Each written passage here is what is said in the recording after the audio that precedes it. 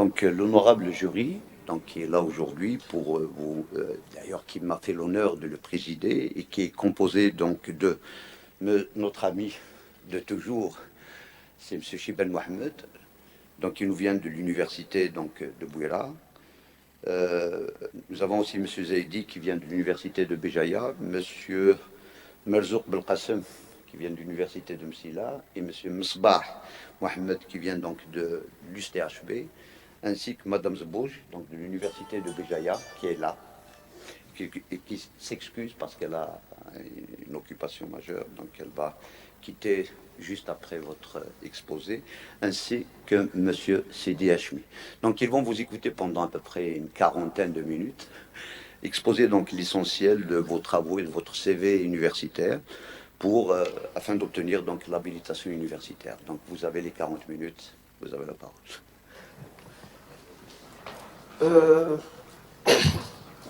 Monsieur le Président, Messieurs et Mesdames les membres du jury, honorable assistance, bonjour d'abord. Je suis très heureux aujourd'hui d'être parmi vous pour présenter l'essentiel de mon parcours universitaire, de mon parcours professionnel aussi. Je commencerai d'abord par remercier vivement les rapporteurs qui ont pris de leur temps, en plus du temps pédagogique qu'ils ont dans leur lieu de travail, pour consacrer un certain temps pour l'examination de mon manuscrit d'habilitation universitaire. Je remercie également les membres du jury qui se sont déplacés de loin à la veille de ce mois de carême pour venir assister à mon habilitation. Et c'est un honneur pour moi de présenter aujourd'hui mon travail durant ces dernières années.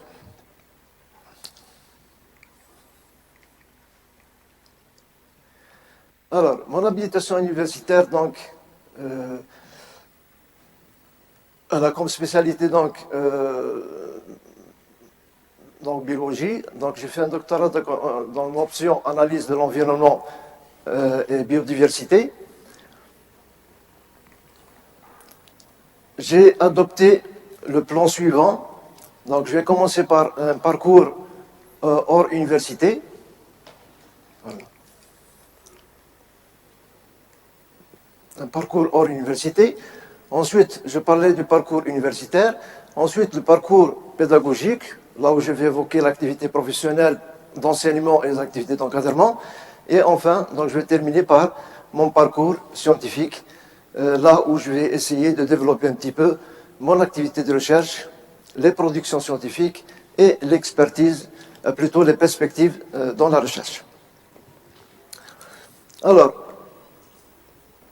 après l'obtention donc de mon ingénierat en sciences agronomiques, option donc hydrologie de surface, en spécialité hydraulique agricole, là où j'ai étudié un thème sur le transport solide en période de crue, cas du bassin versant de l'Oued-Isère, c'était la période, si vous voulez, où il y avait... Pardon. J'appuie toujours sur le mauvais...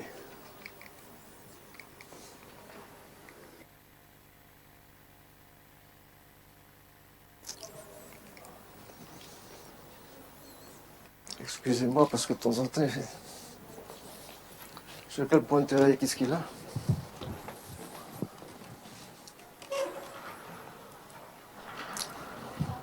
Hein? Oui. C'est le pointeur qui ne fonctionne pas.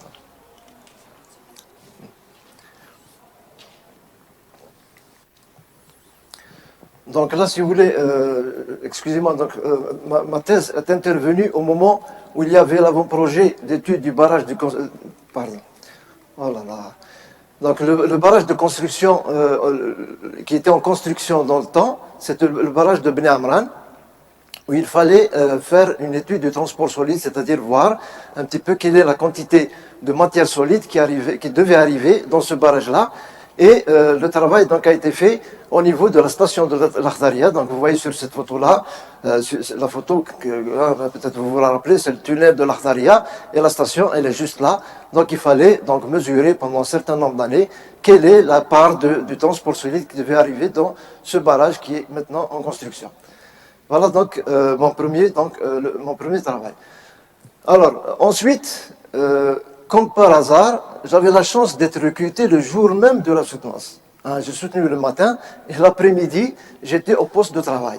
J'ai été recruté donc comme ingénieur chargé d'études au niveau de l'Agence nationale de l'aménagement du territoire, où donc là, le travail qui se faisait, c'était beaucoup plus, donc les missions de ce bureau d'études, c'était beaucoup plus donc l'accompagnement du développement économique des territoires et bien sûr également la réduction des inégalités spatiales dans le but donc d'avoir un développement équilibré du territoire. Voilà un petit peu ce qu'on faisait. Donc pratiquement toutes les opérations d'inscription des projets de développement devait passer donc par une étude d'impact qu'on faisait, donc une étude d'impact, ensuite voir l'opportunité d'installer, si vous voulez, les ouvrages ou bien les routes qu'on devait ouvrir dans cette région-là. Donc les différentes réalisations que nous avons fait dans le temps, c'est beaucoup plus donc, des schémas directeurs d'aménagement du territoire.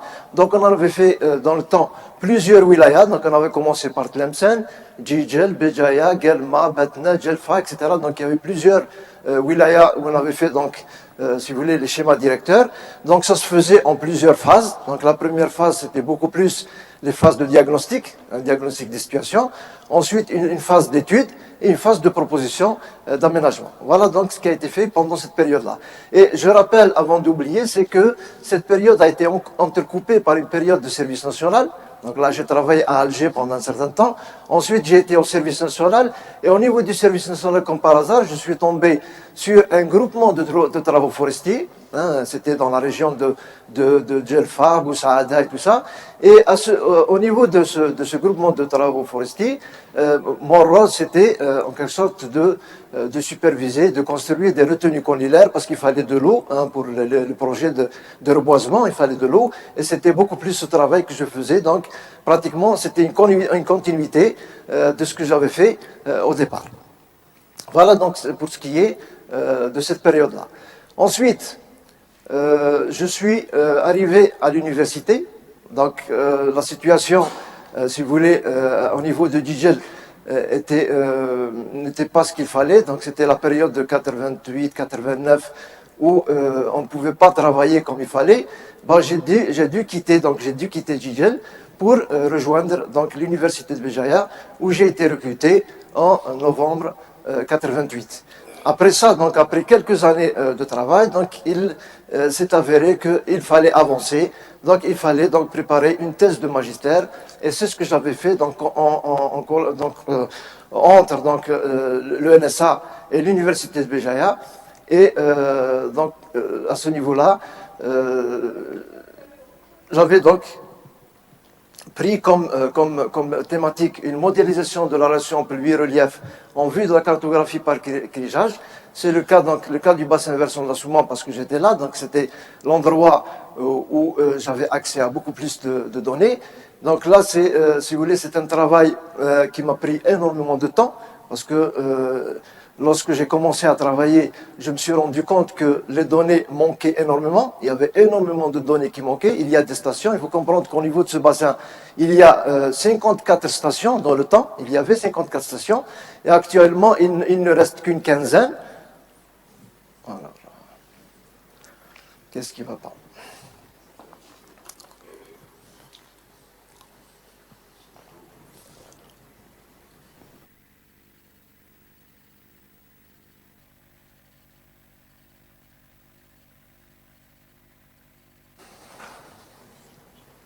Ah, je vais avancer.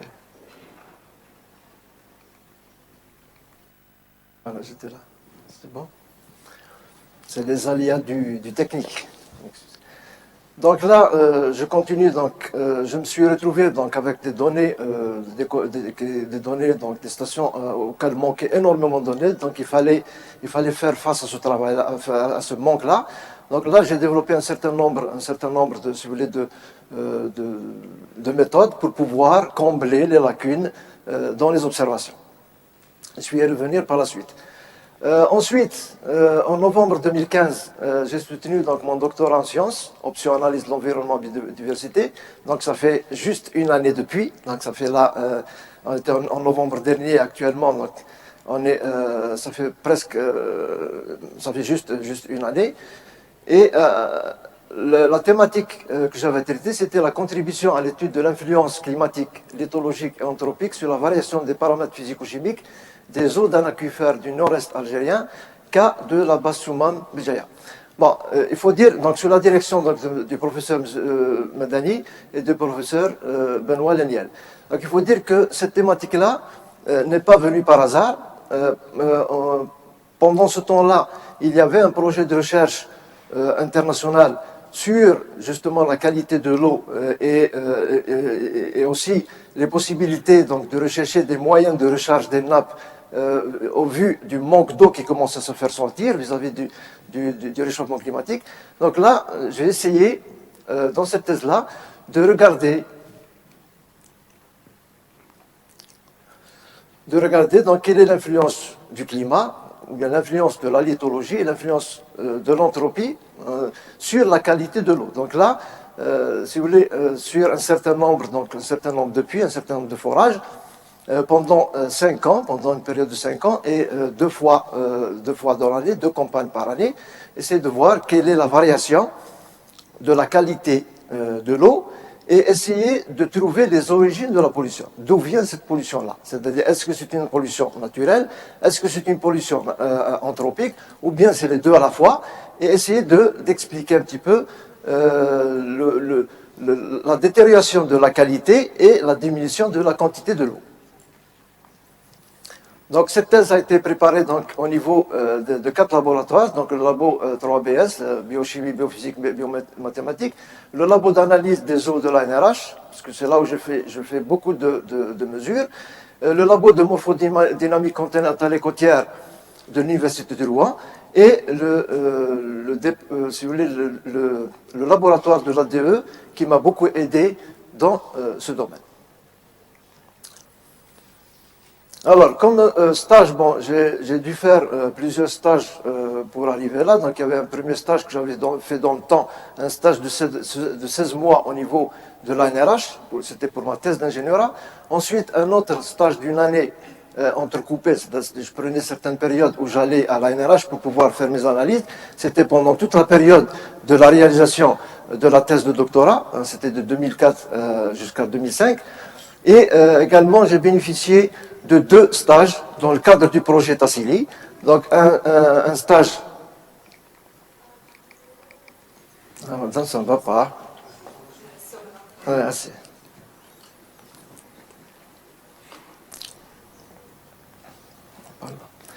Donc, un stage de 2 mois en 2012. Ensuite, un stage en 2014-2015 d'1 mois au niveau du labo de recherche de l'Université de Rouen, donc le laboratoire de morphodynamique continentale, où j'ai pu également manipuler un certain nombre de données ont été traitées sur place pour arriver au résultat. Alors, pour mon parcours pédagogique, il est lent. Il est très lent. Donc là, j'ai été recruté donc, en 88 en qualité d'assistant stagiaire. Ensuite, en 97, après la soutenance de la thèse, le 17-11-97, j'ai été promu au grade de maître assistant. Ensuite, en 2001, c'était la promotion au grade de maître assistant chargé de cours. Ensuite, en 2008, est venu le nouveau statut de l'université où il fallait donc faire des reclassements. Donc, en 2008, donc j'ai eu la nomination en qualité de maître assistant classe A. Et en 2015, en novembre 2015, après la soutenance du doctorat, j'ai eu le grade donc, de maître de conférence B. Alors, les activités d'enseignement, elles sont également longues. j'ai fait le tour pratiquement de pas mal de matières. Chaque fois, c'était matières nouvelles. Donc, en tout, si on fait un compte grossier comme ça, plus de 15 matières nouvelles ont été enseignées depuis mon recrutement en 88. Donc, je vais les passer en revue rapidement. Donc, depuis le moment où il y avait le niveau DUA, le niveau l'ancien technicien supérieur qu'on a appelé ensuite diplôme d'études universitaires approfondies en écobiologie, des cours donc sur l'érosion, ensuite des cours en bioclimatologie.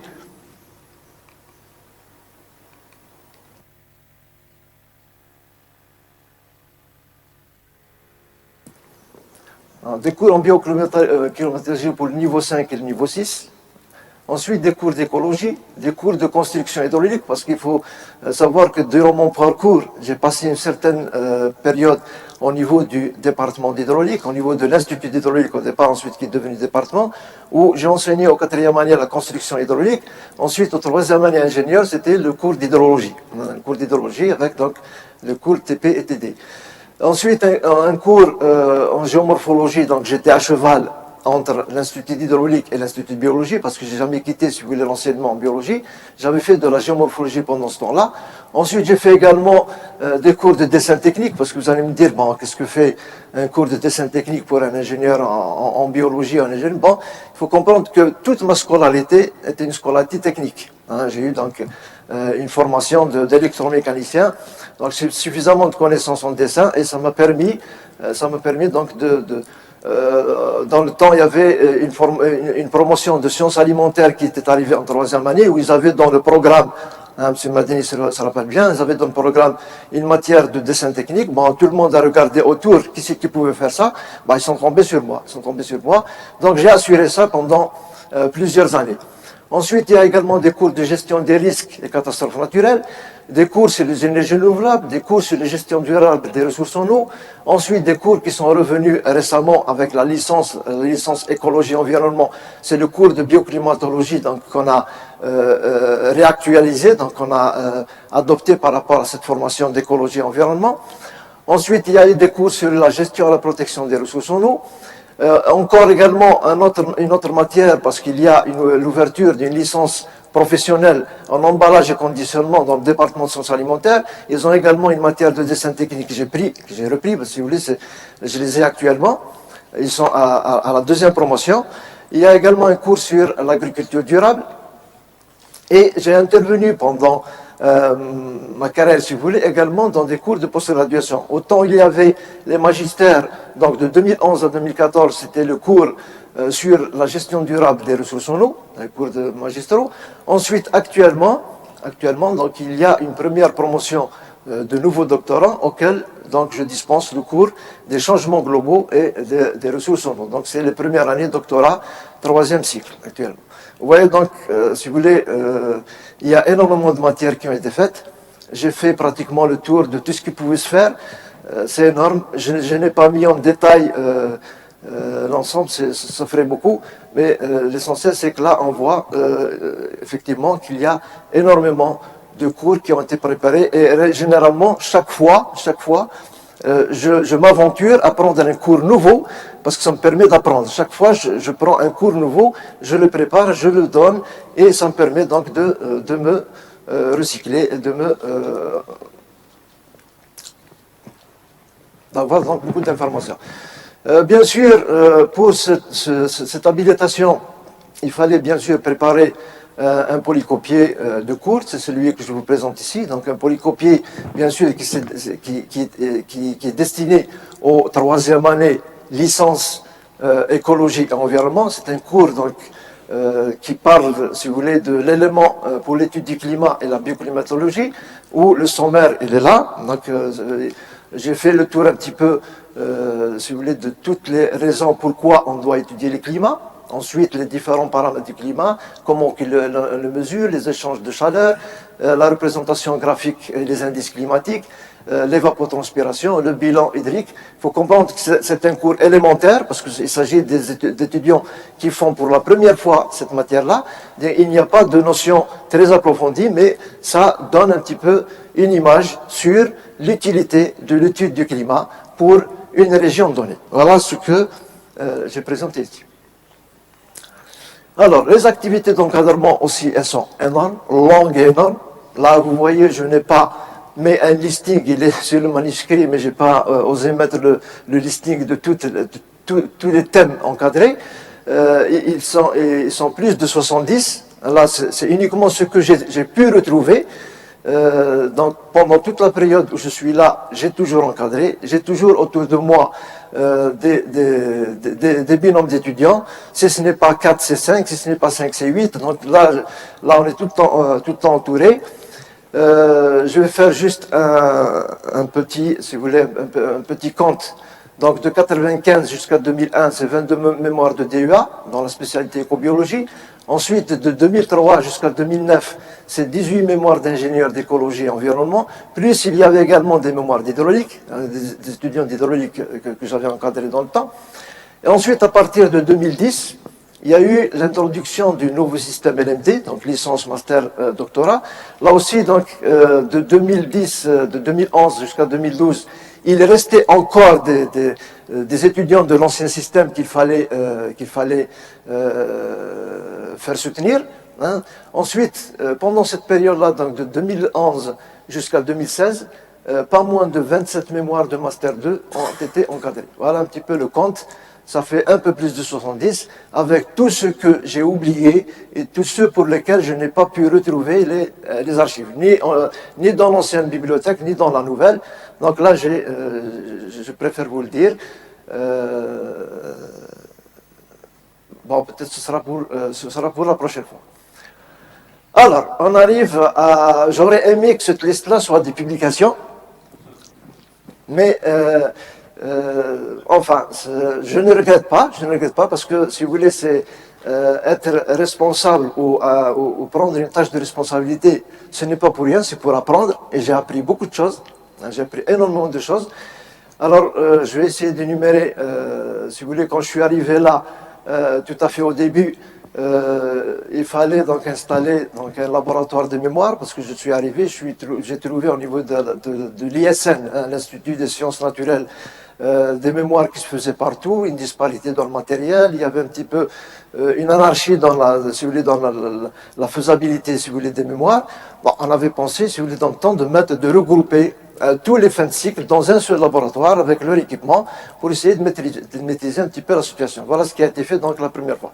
Ensuite, avec toujours l'ISN, j'ai occupé le poste de responsable de département de post-graduation et des stages. Ensuite, de 92 à 94, c'est responsable du département pédagogique de l'ISN aussi. Donc, j'étais avec M. Athmani, face à face dans un seul bureau. Donc, on s'occupait, lui, il s'occupait d'IN6, moi, je m'occupais d'IN5. C'était pour assurer un petit peu la marche de l'Institut dans le temps. Ensuite, en 97, on m'a fait appel pour occuper le poste de directeur de l'Institut d'hydraulique. Bon, je n'étais pas nommé, si vous voulez, j'étais directeur par intérim. Pourquoi? Parce que je vais l'expliquer dans un petit moment. Parce que juste après est venu le texte concernant l'organisation de l'université en faculté. Donc les instituts passent en département. Et j'étais dans la faculté de technologie. Donc j'étais pendant un certain temps. Pendant un certain temps, j'ai assuré la direction de l'Institut d'hydraulique. Beaucoup de choses ont été faites dans le temps, parce que là, quand je suis arrivé, il fallait faire l'équipement en mobilier plus l'équipement scientifique. Donc, il y avait une enveloppe budgétaire énorme concernant l'équipement, si vous voulez, en mobilier, donc de salles de cours, d'amphithéâtre. Il fallait faire tout ça pendant toute cette période-là. Et il y avait également des équipements qui n'étaient pas encore complètement réceptionnés. Donc il fallait faire pas mal de démarches auprès des fournisseurs pour pouvoir mettre en place les équipements. Ensuite, donc en 99-2000, j'ai continué dans la même si vous voulez, dans la même faculté, plutôt dans la même faculté, en tant que responsable du département d'hydraulique. Donc là j'ai été nommé en qualité de responsable ou là de chef de département d'hydraulique, et j'ai continué ce que j'ai pu faire dans le temps. Alors, j'ai fait un répit de 4 ou 5 ans, hein, 4 ou 5 ans. Donc en 2005-2010, on m'a fait appel pour le poste de vice-doyen avec le professeur Chibal. Donc là, on a essayé de faire ce qu'on pouvait. On avait fait beaucoup de choses pour les étudiants. On a essayé, si vous voulez, de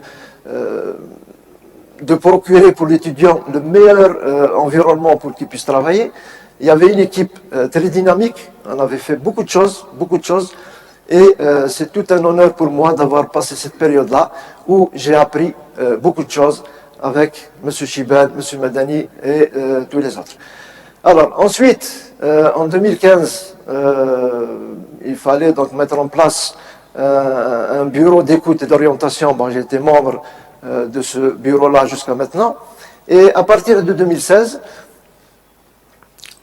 j'ai été élu donc président du comité scientifique du département SBE et je le suis jusqu'à ce jour. Voilà donc concernant les responsabilités administratives. Alors, je crois qu'on va terminer donc avec le parcours professionnel. Pour le parcours scientifique, je vais commencer par vous présenter un résumé succinct de ma thèse parce qu'elle est grosse, il y a beaucoup de choses à l'intérieur. Je ne vais pas me permettre de prendre tout ce temps-là pour parler de tout ce qu'il y a dans la thèse. Je vais essayer de présenter l'essentiel. L'essentiel, c'est-à-dire, si vous voulez, il y a pas mal de... les structures ont pas mal de chapitres. Il y a 2 grandes parties où la première partie est réservée, si vous voulez, à tout ce qui est bibliographique et tout ce qui est présentation de la région. Donc c'est la contribution à l'étude de l'influence climatique, je l'ai dit tout à fait au départ, climatique, lithologique et anthropique sur la variation des paramètres physico-chimiques des eaux d'un aquifère de la Soumam. Et la structure, c'était celle-là. Donc une première partie donc, où il y avait une synthèse bibliographique, il y avait une présentation de l'ensemble du bassin sur lequel on travaillait. Ensuite, une deuxième partie qui va essayer de donner des éléments de solution pour la thématique, c'était travailler sur la qualité de l'eau. Donc la qualité de l'eau, c'est de voir à travers un certain nombre de forages, des analyses pendant 5 années, en 2 campagnes, et un suivi, donc un monitoring continu pour voir l'évolution ou la variation ou bien la variabilité de la qualité physico-chimique des eaux du forage. Alors, rapidement, une petite introduction concernant ce bassin. Donc, c'est un bassin, je vous rappelle que je me suis mis sur le 10e sous-bassin de la Soumam. C'est là où est collecté l'ensemble des eaux qui sont ramassées dans le bassin versant. C'est un petit bassin de 700 km². Il est situé au nord-est. Et il connaît donc ces dernières années, une dégradation de la qualité, une diminution de la quantité des eaux. Donc la dégradation de la qualité et il y a également la diminution de la quantité. Et l'objectif dans la thèse, c'est avec une double approche hydrodynamique et hydrogéochimique, donc c'est l'analyse des ions majeurs et des éléments transmétalliques, c'est donc de voir les possibilités ou bien les processus de recharge de la nappe en réponse au changement climatique. Je l'ai dit il y a un petit moment, c'est que cette thèse s'inscrit dans le cadre d'un projet de recherche qui parle justement de la possibilité de recharger les nappes vis-à-vis du manque d'eau qui commence à se sentir. Donc là, il fallait prendre la décision, est-ce que la recharge doit être une recharge naturelle, c'est-à-dire est-ce qu'on doit laisser la pluie recharger les nappes, ou bien faut-il passer par un autre chemin, c'est reprendre les eaux qui sont déjà utilisées, c'est-à-dire les eaux usées, épurées, traitées, ensuite les réinjecter dans les nappes. Voilà un petit peu, si vous voulez, la problématique comment qui se posait. Donc le projet Tassilé était là, la thèse s'est présentée, donc j'ai essayé de m'intégrer pour essayer de voir, d'apporter un certain nombre d'éléments de réponse. Donc les campagnes, c'était donc de 2002 à 2006, c'est 5 années de mesure. Une mesure en haute eau et une mesure en basse eau. C'était 2 campagnes. Et j'avais donc sélectionné 18 forages. Bon, j'aurais bien voulu faire plus que ça. parce que dans la zone où je suis, il y a 150 forages qui sont répartis. Mais vous savez, donc la gestion des forages est un petit peu délicate. Pas mal de forages sont fermés, c'est-à-dire sont fermés par l'ADE, ils sont gérés par l'ADE, donc pour l'accès, il n'est pas évident. Donc dans les puits que j'avais choisis, il y a des puits qui sont des puits naturels, c'est-à-dire des puits avec margelle, plus quelques forages accessibles. Donc sur l'ensemble, j'ai choisi donc 18 forages. Il faut comprendre aussi que dans la région, il n'y a pas eu d'études, mis à part quelques-unes. Très rares sont les études qui parlent de ce domaine-là, de la qualité de l'eau de la Soumane. Ensuite, même s'il y a une étude, elle peut être ponctuelle. C'est des mesures d'une année, des mesures de quelques mois. Il n'y a jamais eu, si vous voulez, une suite de 5 années avec 2 années de mesures, plutôt 2 campagnes de mesures chaque année. Et ce travail, bien sûr, a abouti donc à une publication. Une publication donc, avec laquelle j'ai soutenu. Donc c'est une publication qui contient, si vous voulez, une synthèse des travaux. Donc c'est une publique qui est sortie donc, du journal hydrologique Saint-Journal. Alors, donc, dans la première partie, il y a quelques documents importants qui vont nous permettre, si vous voulez, par la suite, d'apporter des éléments de réponse aux questionnements qu'on s'est posés sur la qualité de l'eau. Donc une première carte de localisation des puits étudiés, des activités économiques, agricoles et industrielles a été élaborée, donc en utilisant donc, le système d'information géographique, le SIG, donc plusieurs couches superposées, pour essayer d'avoir donc, une carte que je vais vous montrer dans un moment, qui comporte un petit peu l'ensemble des activités anthropiques sur le bassin. Et bien sûr, cette carte-là va être utilisée avec la carte géologique, c'est-à-dire la carte lithologique et la carte géologique, pour essayer de trouver des réponses sur ce qu'on va retrouver dans les eaux comme éléments. D'où est-ce qu'ils proviennent? Est-ce que les éléments que nous retrouvons souvent et qui sont dominants proviennent de la dissolution des roches, c'est-à-dire qu'ils proviennent d'une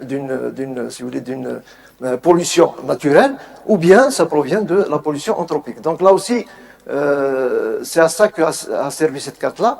Ensuite, du moment qu'on parle de l'eau, du moment qu'il faut quantifier cette eau-là, il faut parler d'un bilan hydrique, il faut avoir une moyenne des précipitations sur le bassin. Il faut pouvoir trouver quelle est la quantité d'eau qui se trouve sur ce bassin-là sur lequel on travaille. Parce que généralement dans les études, on trouve quelqu'un qui travaille sur une station qui est située quelque part. Je prends le cas de la station de l'aéroport qui est à 2 mètres d'altitude.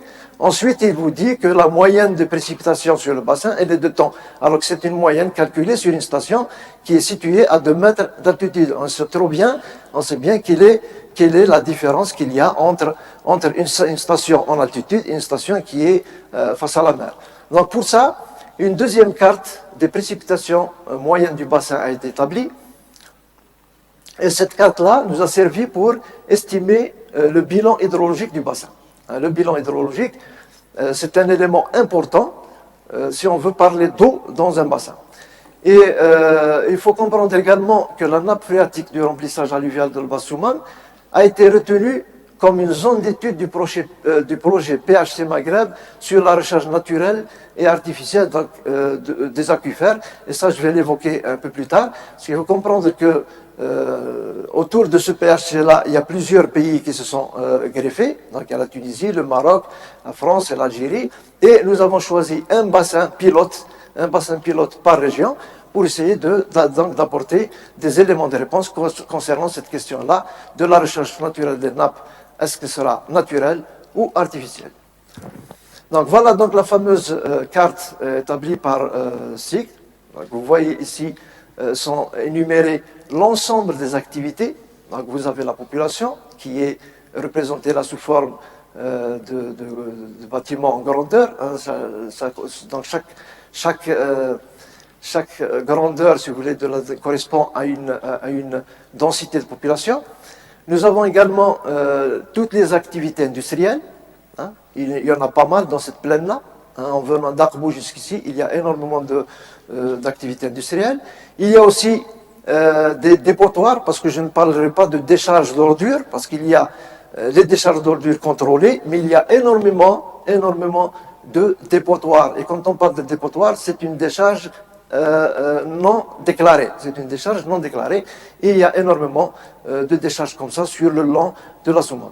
Il y a aussi, comme la région, c'est une région à vocation oléicole, il y a pas mal d'huileries.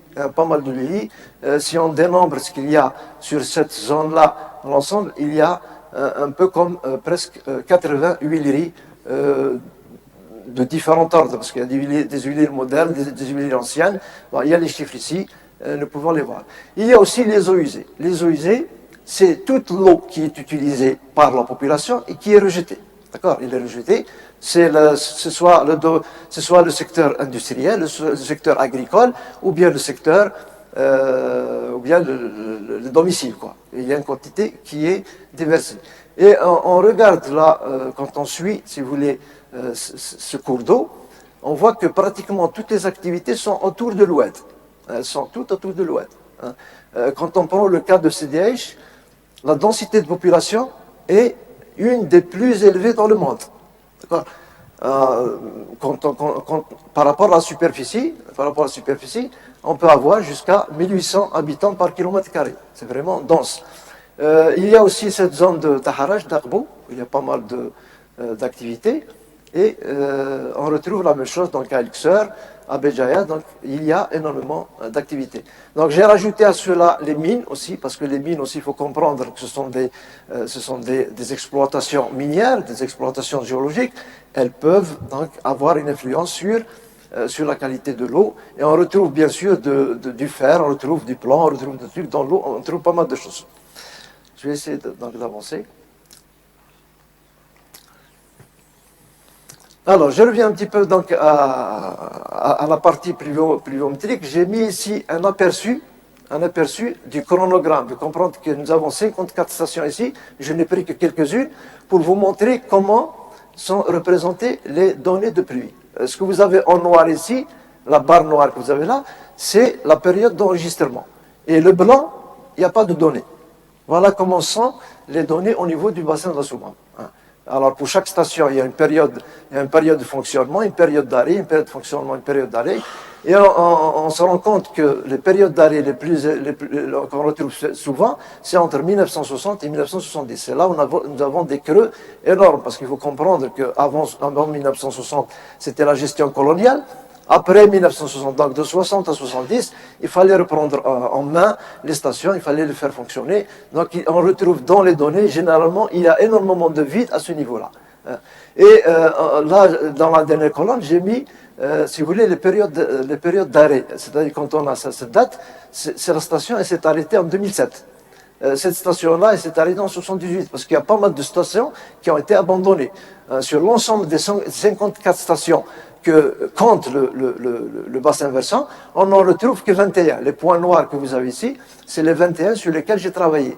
Et pour pouvoir faire la cartographie, pour pouvoir tracer une carte, il a fallu prendre des stations pluviométriques autour des bassins. Donc des stations dans la région de Tizi Ouzou, dans la région de Bouira, dans la région de Sétif. Ça, c'est pour pouvoir faire passer les œillettes et avoir, si vous voulez, une carte avec une continuité sans tenir compte des limites du bassin versant.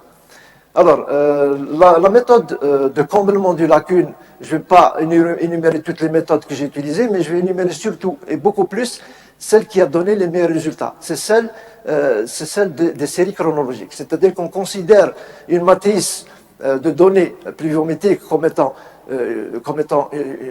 une série de données, d'accord, une série de données. Sur cette série de données, on va essayer d'éliminer la composante saisonnière et éliminer également la périodicité, parce qu'une série chronologique, elle se présente comme ça. Vous avez des données qui sont fluctuantes dans le temps, d'accord, une fluctuation dans le temps. Ces données-là, si on les utilise de cette façon-là, c'est pas facile de gérer cette discontinuité-là. Donc, ce qu'on fait, c'est qu'on essaie d'éliminer la saisonnalité, on essaie d'éliminer la périodicité pour obtenir une trend, pour obtenir une tendance. Une tendance, donc c'est cette droite que nous avons ici ajustée.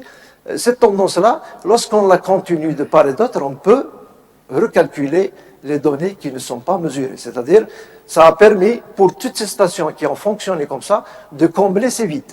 Hein. Bien sûr, on ne comble pas n'importe comment, c'est-à-dire là, il y a un résidu de régression, il faut essayer de minimiser le résidu de régression, c'est-à-dire il faut que le résidu approche le zéro. Voilà un petit peu la méthode la plus, celle qui a donné de meilleurs résultats.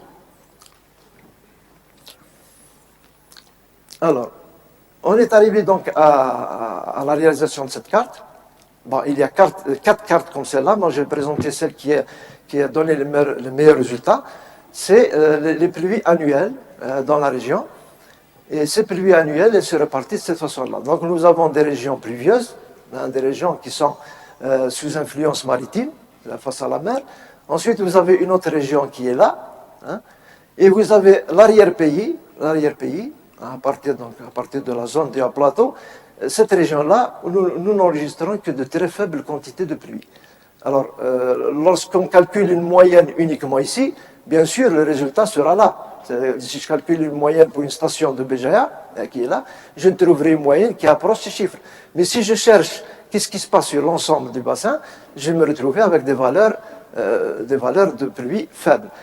Voilà un petit peu l'utilité de cette carte. Donc, cette carte a été obtenue grâce à l'utilisation de logiciel ArcGIS. Ensuite, vous avez ici en timbre un ajustement. Cet ajustement-là, c'est pour essayer de voir par rapport à la diagonale de ce carré, la diagonale qui a pour pente 1, hein, il a comme pente 1, cette diagonale. On essaie de comparer la droite d'ajustement par rapport à ce nuage de poids-là, par rapport à cette pente. Plus cette droite se rapproche de la droite de pente 1, plus les valeurs retrouvées sont meilleures. D'accord? Ça, c'est ce qu'on appelle la validation croisée. C'est de faire une validation croisée pour essayer de trouver quelle est la meilleure méthode à choisir. Alors, je continue un petit peu sur cette pluviométrie parce qu'elle est importante. Donc, au niveau de ce bassin, nous avons délimité 3 grandes zones. Nous avons la zone 1, la zone 2, la zone 3. Et ces zones-là sont en rapport avec le relief. Elles sont en rapport avec le relief. Il y a certaines stations, donc ces stations que nous avons ici dans cette zone marron grisâtre, toutes ces stations-là, elles sont, on appelle, c'est des stations qui sont à l'abri, à l'ombre pluviométrique. Ça s'appelle l'ombre pluviométrique, c'est-à-dire elles sont derrière les montagnes, elles ne reçoivent pas beaucoup de pluie. C'est ce que j'ai appelé ici la zone 1, c'est l'influence des barrières orographiques. Toutes ces stations-là sont derrière des montagnes et elles ne reçoivent que de l'air sec. Ensuite, vous avez une deuxième zone qui est sous l'influence du gradient hypso. Le gradient hypsométrique, c'est l'altitude. Ce sont ces stations que nous avons ici, là où nous avons des montagnes. Et la formation de la pluie ici, elle est provoquée justement par la montagne. Et nous avons également une troisième zone, c'est la zone que nous avons à ce niveau-là, qui est la zone sous l'influence de la mer. Alors, j'arrive donc au bilan hydrique qui va nous intéresser. Donc, le bilan, pourquoi nous avons fait ce bilan-là, c'est pour montrer quelle est la part de la pluie. Vous regardez ici par l'utilisation de 2 méthodes de calcul, la méthode Thorndike et la méthode de Turk, pour essayer de voir la pluie moyenne au niveau de la station comparée à une moyenne du bassin. À une moyenne de bassin, on se rend compte qu'il y a presque 200 mm de différence. 200 mm, c'est énorme pour une région, surtout si la région est grande. Et dans ce tableau, ce qui est surtout intéressant de voir, c'est parmi toutes ces eaux-là, si vous voulez, qui circulent sur le bassin, qui circulent dans le bilan, quelle est la part qui s'infiltre? Parce que, si vous voulez, l'objectif du travail, c'était de voir pourquoi il manque de l'eau dans le centre, pourquoi les nappes, si vous voulez, diminuent à chaque fois. C'est que nous avons toujours moins de 1% d'eau qui s'infiltre. C'est-à-dire, c'est l'eau qui rentre dans le sous-sol. Dans les deux cas, nous avons très peu d'eau qui s'infiltre. Le reste, il part sous forme de ruissellement. Vous avez un ruissellement, donc le ruissellement, il retourne vers la mer. Et l'essentiel du bilan, il se fait sous forme d'évaporation. L'essentiel de l'échange dans le bilan, il se fait sous forme de vapeur d'eau. Donc, à peine l'eau arrive sur le sol, elle s'évapore, ensuite elle retourne à l'atmosphère. Donc le gros de l'eau, se fait donc sous forme d'évapotranspiration sur l'ensemble du bassin. Alors, les chiffres là ont été mis sur graphique, donc c'est les mêmes chiffres. C'est juste pour voir qu'à chaque fois nous avons une grande part, ce que nous avons ici, donc entre les températures et cette courbe des pluies, nous avons un grand déficit agricole. Un déficit, qui dit déficit, c'est le manque d'eau. Donc c'est un manque d'eau dans la région. Et juste un petit mot concernant ça. La part qui concerne la recharge des nappes, c'est uniquement ça. La part qui revient à la charge, c'est uniquement cette partie en bleu. Donc là, c'est la partie matérielle méthode, donc je vais passer. Donc voilà les puits qui sont localisés ici sur ce graphique, les puits qui ont été utilisés. Donc j'avais dit que j'avais utilisé des puits avec margelle, des puits sous forme de forage, ou bien des puits complètement fermés. Voilà les puits qui ont été utilisés pour la mesure.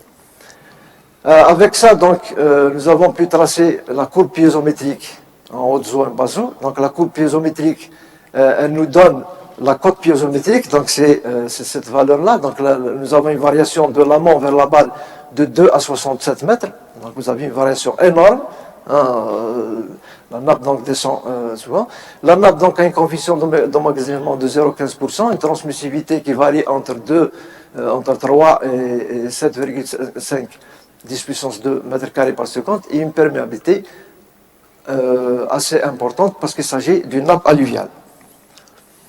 Donc voilà sur cette courbe, nous voyons un petit peu la fluctuation de l'amont vers l'aval, la fluctuation de la nappe, elle se fait comme ça. Donc en haute, le trait continu c'est les hautes eaux, le trait discontinu c'est les bas eaux, et on voit donc que ça descend de 60 à 2 mètres vers l'aval.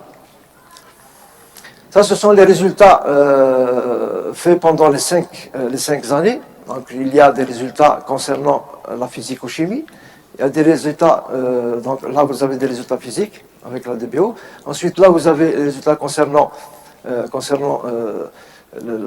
les éléments majeurs et les éléments ETM, donc les éléments transmétalliques.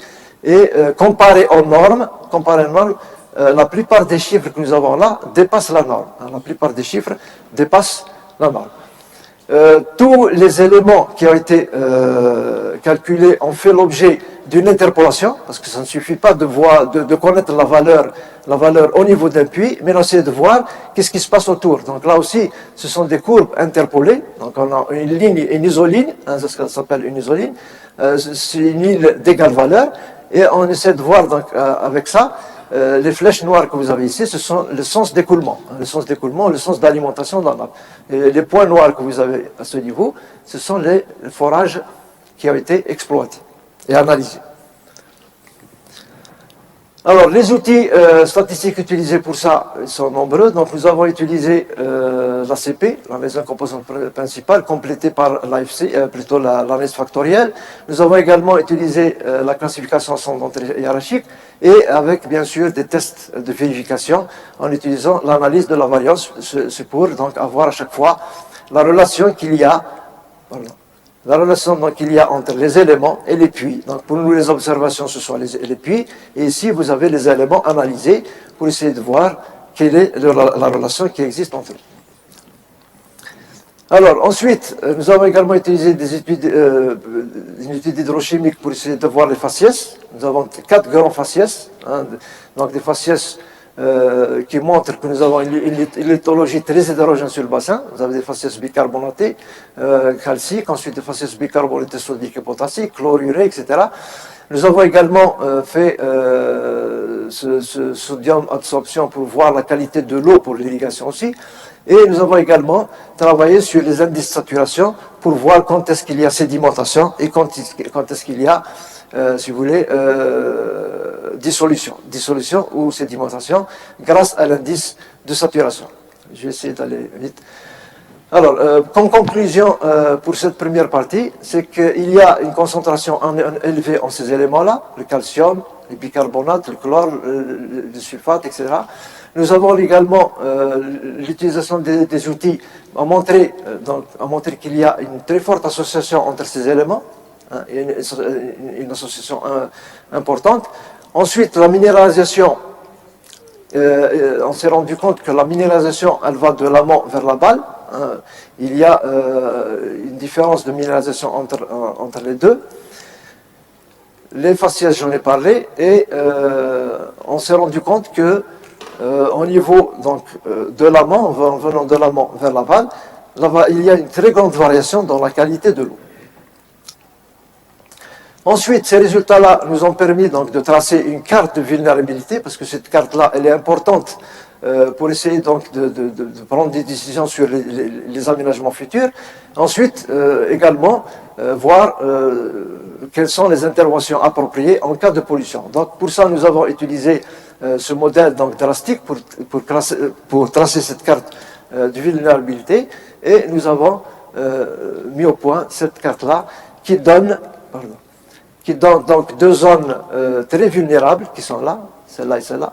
Et quand on retourne sur la carte obtenue par SIC qui fait la répartition, si vous voulez, des activités, on se rend compte que l'activité anthropique est très importante à ce niveau-là. Hein. Là, ça correspond à CDH, là, ça correspond à Elixir, et là, il y a énormément d'éléments à ce niveau-là.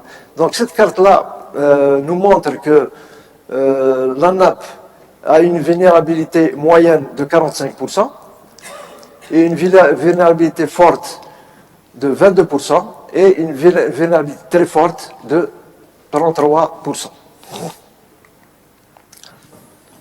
Alors, en conclusion pour cette partie-là, donc ce suivi a montré une très forte minéralisation. Ensuite, la cartographie hydrochimique a visualisé une zone à forte concentration en éléments, surtout au sud, c'est-à-dire à l'amont.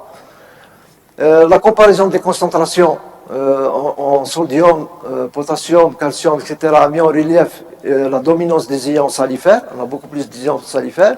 Ça, c'est l'intrusion marine. Ensuite, nous avons des ions gypsifères. Et ces deux éléments-là, ou bien ces deux faciès, ils sont plus importants que les faciès carbonatés. Cette analyse statistique, a pu montrer que les eaux souterraines se trouvant à l'amont de la nappe sont faiblement minéralisées par rapport à ceux de l'aval, et la variation de la qualité des eaux souterraines sont principalement liées à la dissolution des minéraux carbonatés et evaporiques, ainsi que les activités anthropiques. Alors, pour les activités de recherche, il y a beaucoup plus donc, des projets de recherche que je vais essayer d'énumérer rapidement à ce niveau-là. Bon, j'ai commencé en 1993 avec Madame Zebouch qui est la présente. Le premier projet de recherche qui n'est plus, c'était la valorisation de la flore algale de la région de Béjaïa. Bon, ce qui m'intéressait beaucoup plus au niveau de ce travail-là, c'est que en lisant dans la biographie, c'est qu'on s'est rendu compte qu'il y a pas mal de bactéries, plutôt pas mal d'algues, unicellulaires qui participent ou qui se développent dans certains milieux qui contiennent une pollution donnée. Donc il y a une caractérisation à faire concernant ces diatomées et ce sont des indicateurs de pollution. Voilà ce qui m'intéressait dans ce projet-là. Ensuite, le deuxième projet, donc c'est l'aspect géotechnique et étude d'un cas. Ça, c'est un projet, si vous voulez, plutôt à impact direct sur le terrain. Donc, c'est un projet dirigé par le professeur Merabel Judy. Donc, ça, c'était en 1999. Il y avait donc des cas ponctuels où il y avait des glissements de terrain dans une zone dans la ville. Il fallait essayer de trouver des éléments de réponse à ces glissements-là. C'est beaucoup plus technique qu'autre chose. Ensuite, le troisième projet en 2007, c'était des projets que j'avais fait avec le labo d'hydraulique, bon, l'Institut d'hydraulique, parce qu'il n'y avait pas de labo dans le temps. C'était la gestion de la qualité et l'évaluation du potentiel hydrique de la région de Béjaïa.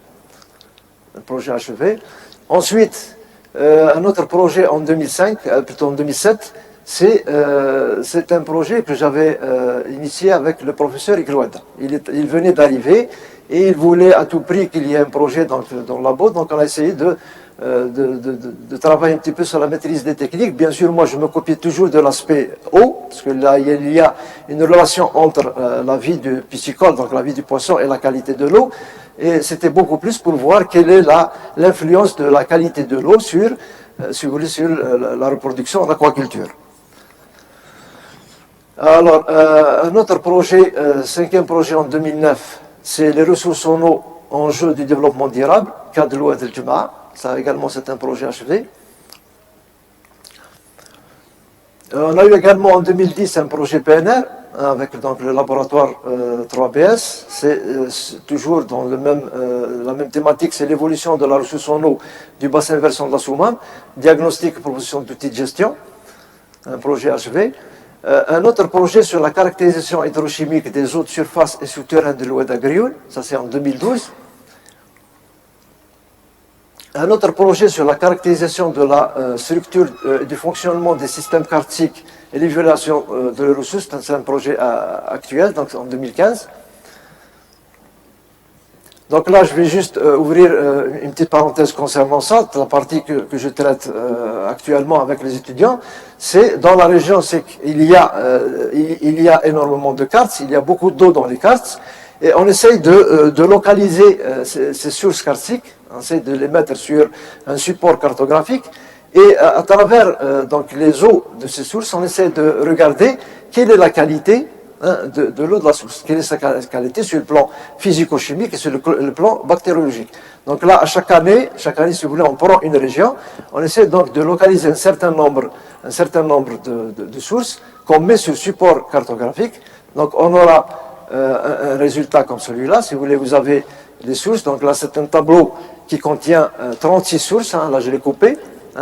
Et les sources, ils ont leurs coordonnées, les coordonnées géographiques. Ensuite, les éléments, si vous voulez, les éléments physiques, un certain nombre d'éléments physiques. Ensuite, parmi ces sources-là, on choisit les plus importantes par rapport au débit, et on essaie de pousser l'investigation à connaître les caractéristiques, on essaie de faire la caractérisation de l'eau. Donc, aller jusqu'à faire, si vous voulez, tous les éléments qu'on a l'habitude de faire, donc les éléments chimiques, les éléments chimiques, y compris les ETM, pour essayer de voir la qualité des eaux. Donc j'avance. On fait également, à chaque fois, on fait la partie bactériaux, parce que c'est une eau destinée à la consommation humaine. À chaque fois, on essaie de voir quelle est la qualité de l'eau. Donc actuellement, donc, il y a un étudiant aussi qui est là, qui est présent, qui est en train de faire un travail à l'Est. Bien sûr, à chaque fois, on essaie de déterminer le facial chimique. Alors, les projets internationaux, on a eu 4. On a eu 4 projets. Ils parlent toujours, bien sûr, à chaque fois de l'eau. Donc, le premier projet, c'était en 2009, c'est la contribution à la connaissance de la ressource en eau du bassin versant de la Soumam, effet du climat, impact socio-économique pour la zone méditerranéenne. Donc, c'est un projet donc, qui est achevé, un projet fait conjointement entre l'université, donc le laboratoire 3BS et l'université de Rouen. Ensuite, il y a un autre projet appelé maintenant PHC Maghreb sur la recherche naturel sur lequel je me suis greffé, c'est celui-là. Donc là, je vais rapidement passer en revue, si vous voulez, la collaboration, si vous voulez, des pays voisins. Donc nous avons le Maroc, l'Algérie et la Tunisie. Chacun travaille, si vous voulez, sur un bassin dans sa région. Et on essaie de voir justement quelle est la possibilité de faire cette recharge des nappes et choisir entre l'eau naturelle, plutôt la recharge naturelle, c'est-à-dire la recharge à partir des pluies, ou bien la recharge à partir des eaux épurées, des eaux qui passent par la station d'épuration. Donc il y a une station en Algérie, donc nous avons 2 bassins, le bassin de la Soumam et le bassin du Kiber Rumel à Constantine. Au Maroc, nous avons le Tensift, et en Tunisie, nous avons le bassin du Cap Bon dans cette région-là. Alors, je passe sur ça. Donc, je mets juste un constat pour dire qu'au niveau des 3 pays, on connaît pratiquement la même allure concernant, si vous voulez, l'état de l'eau. À chaque fois qu'on se met à suivre la piézométrie de l'eau dans les nappes, on se rend compte que nous avons cette courbe. À chaque fois, c'est la même chose. Il y a des rabattements importants qui se font. Donc là, chez nous, le rabattement, c'est de 40 à 60 mètres, rien que de 2002 à 2005. Au Maroc, la nappe du Haouz, c'est de 15 mètres depuis les années 80. Et également au Maroc, nous avons également plus de 40 mètres de rabattement. Donc le rabattement est important, et le rabattement, c'est un signe de sécheresse, un signe de manque d'eau. La même chose en Tunisie, au Gabon, la même chose, ils ont également un rabattement important, un rabattement donc, qui varie de 0,5 à 1 mètre par an. Et au niveau de la Tunisie, ils ont également un problème important, parce que, si vous voulez, la nappe, elle se situe là, c'est pour ça qu'on l'appelle le cap, elle se situe à ce niveau. Ils ont une très forte intrusion marine, il y a énormément d'eau salée dans les nappes. Alors, il y a également un autre projet international sur lequel nous avons travaillé au niveau du laboratoire 3B, c'est le réseau d'observation des Badlands en zone méditerranéenne. Bon, les Badlands, c'est les mauvaises terres, c'est l'érosion qui provoque, si vous voulez, ce type de sol que nous avons ici. C'est un terrain inculte, c'est-à-dire rongé par l'érosion. Et nous avons énormément de terrains en Algérie qui sont comme ça, surtout dans la région de Médéa, dans la région de Tablat et tout ça. Nous avons énormément de terrains, mais les recherches ont fait que des travaux ont pu arriver à un résultat qu'il y a possibilité d'exploiter ce type de terrain pour essayer de tirer ce qu'on appelle les corgues, le carbone organique. On peut tirer du carbone organique en exploitant, bien sûr, il faut de grandes superficies, mais il y a moyen d'exploiter ça, et c'est ce que nous avions l'intention, si vous voulez, de lancer à ce niveau-là. Mais dommage, le projet n'a duré que 2 ans, il n'a pas été reconduit, il n'a duré que 2 ans, et ce serait souhaitable, si vous voulez, de continuer sur ce travail-là. Donc là, je vais essayer de passer, parce qu'apparemment... Voilà, donc je vous montre ici également, dans la région de Médéa, nous avons le même type de sol, avec les mêmes badlands. C'est ce qu'on voit. Donc les terrains, quand ils arrivent à ce stade-là, vous mettez n'importe quelle graine, elle ne poussera pas. D'accord? Le terrain, il est tellement stérile qu'il ne supporte aucune végétation.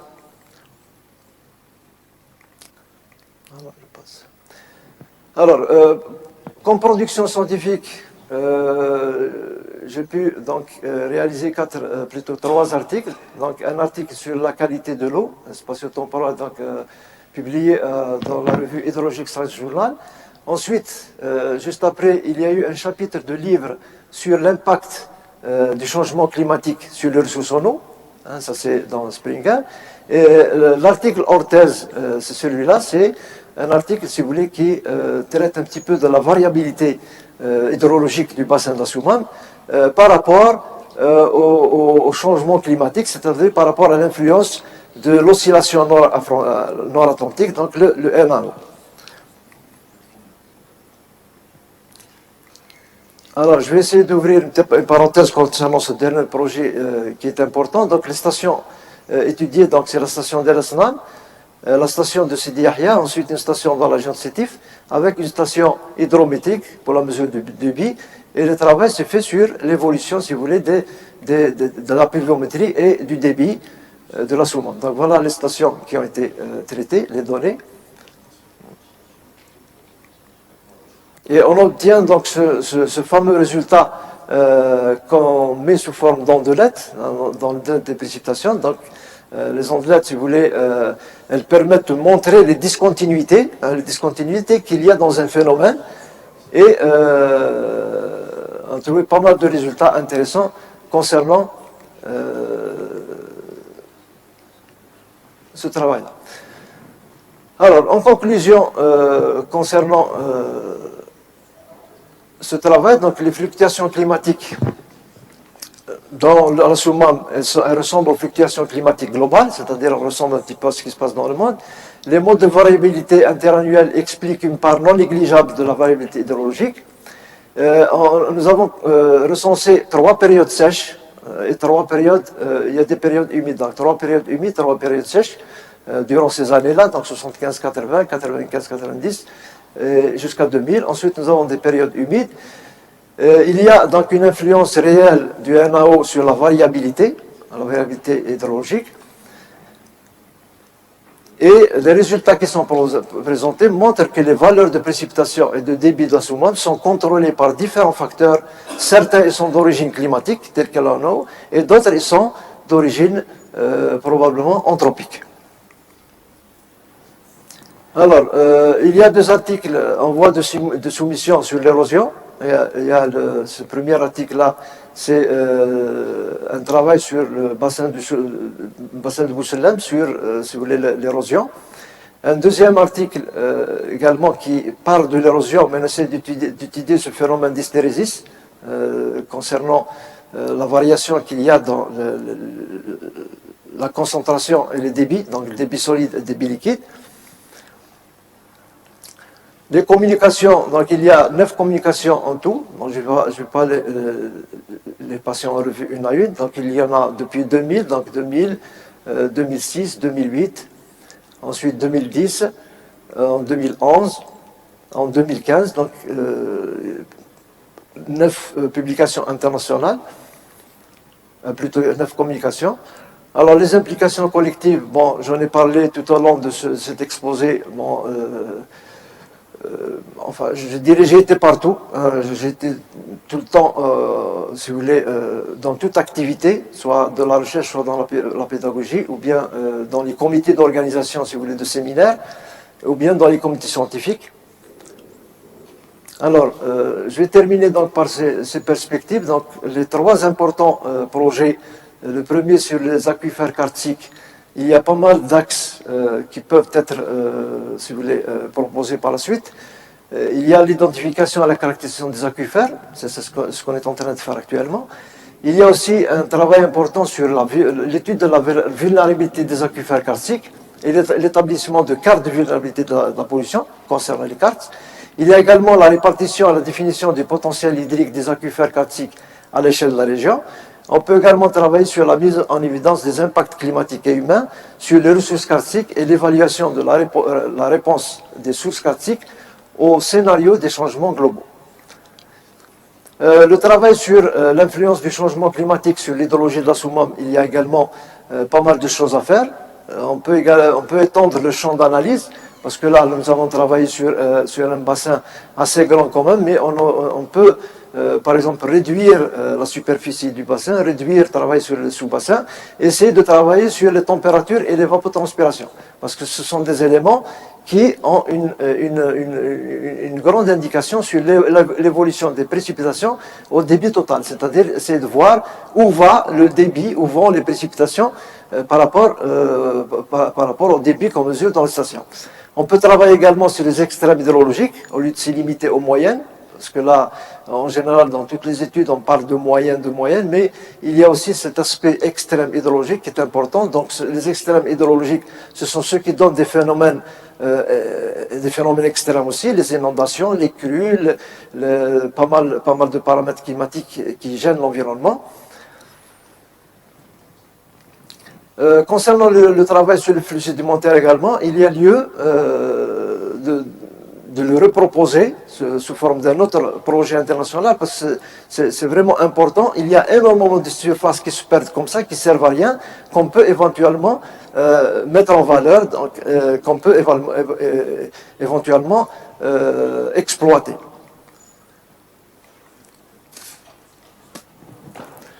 Alors, je termine d'abord par des remerciements. Donc, je remercie bien sûr tous les enseignants de la faculté, tous les enseignants de l'université d'abord, ensuite de la faculté particulièrement, avec qui donc j'ai toujours eu de très bons rapports, de très bonnes relations, des relations amicales. Je remercie également le personnel donc, du laboratoire 3ABS, là où j'ai appris beaucoup de choses.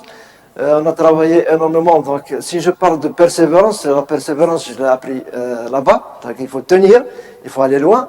Et il y a une équipe, si vous voulez, très dynamique, composée de jeunes, même si c'est ce qui m'a donné, si vous voulez, la force d'aller là où je suis actuellement. Je remercie également le personnel du laboratoire de l'Université de Rouen qui m'ont toujours bien accueilli. Et également, je n'oublierai pas le personnel des départements de l'Agence nationale de l'ANRH, avec qui j'ai beaucoup travaillé, j'ai énormément de relations avec eux, et ils m'ont toujours bien reçu, et j'ai pu faire ce que je voulais au niveau de cette agence-là. C'est dommage que maintenant elle est en train de dépérir, c'est vraiment dommage. Mais il y a d'autres considérations. Et je vous remercie pour votre patience